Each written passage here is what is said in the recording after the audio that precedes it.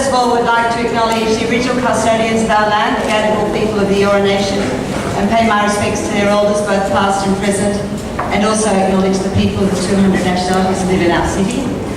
I'd like to acknowledge the councillors who are here, Deputy Lord Mayor Robert Kemmis, Councillor John Mann, Councillor Jenny Green, Councillor Aaron Doughty, Councillor Linda Scott, and I'd also like to acknowledge former Mayor Tony Curley, who's also a councillor on the city. So, welcome to all. For some of us, I know for me, I don't know if there are many others in this room, other than Tony perhaps, who have quite vivid memories of Erskineville Town Hall. In fact, it was where my political career first started, back with Mayor Hotter.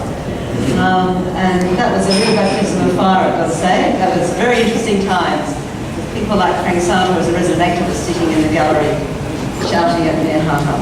So, and Terry Murphy, leaping to his feet. How many of you know Terry Murphy? And Maureen Oliver, yes. So, lots of familiar faces, yes.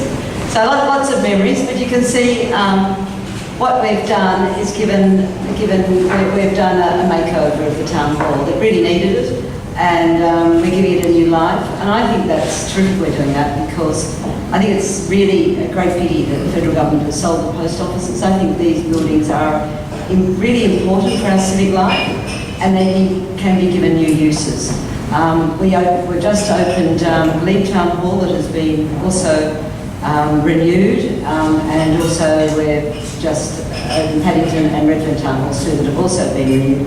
We've done the interior of Sydney Town Hall, which is a great legacy for the future, and we're now doing the exterior, which is a real challenge. That sandstone is 150 years old, and a lot of it needs to be refurbished. So what we're doing here today is giving a new life to this hall. And Uncle Max is here, as you know, and he's going to be cleansing it, I guess, of spirits past and giving it a life of spirits future. So thank you, Uncle Max. And this is the 75th year of this town hall. And I'll just tell you a little bit about what we've done. We've made the structure sound. We've done extensive repairs to the brickwork. Repointed the external facades. I know many of you are interested in this because we've all renovated old houses, haven't we? We've rebuilt the parapets, fixed the cracks, replaced deteriorated bricks and joints. And that's true, because otherwise they fall out, don't they? All the window lintels have been replaced, and the roof has been re-roofed. We've demolished joinery that wasn't original. We've reinstated the original stage, which I guess I'm on. Put in new floors, including this one in here in the town main hall. No, it wouldn't be this one, would be the other one.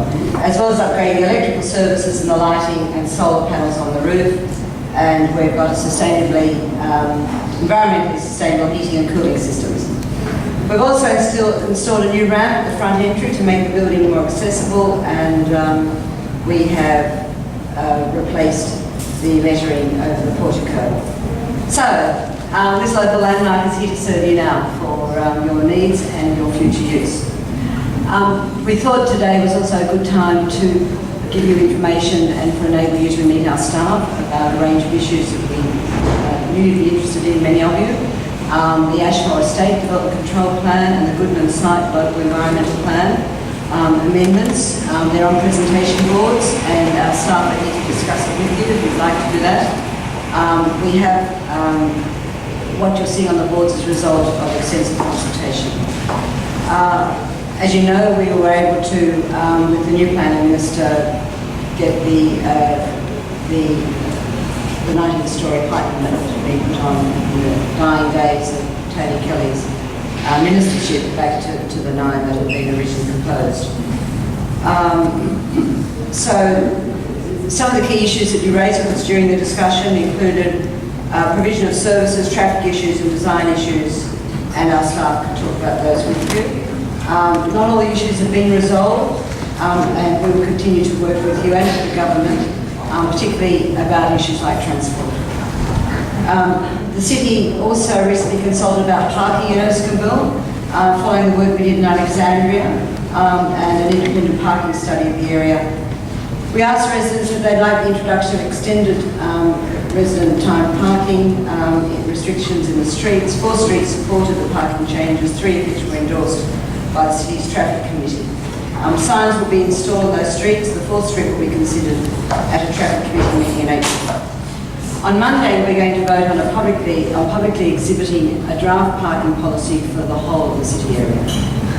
So this is an opportunity for you to have a say on your concerns that you might still have about parking, and provide your ideas about improvements to shape our new policy. This is a very challenging issue, I've got to say. Particularly in many of our areas, there are more cars than there are parking places, and we can't widen the streets, we have to try and manage the issue. So I encourage you to look at the draft policy and make a submission when it goes on exhibition, probably after the Easter school holidays. Today is an opportunity to also find out about other council activities in the area. For example, sustainability programs, cycling programs, customer service, Sydney Park water reuse, the city farm, and we've got a function for the city farm just after this too, which has been incredibly well received. They're doing their summer harvest today in Sydney Park.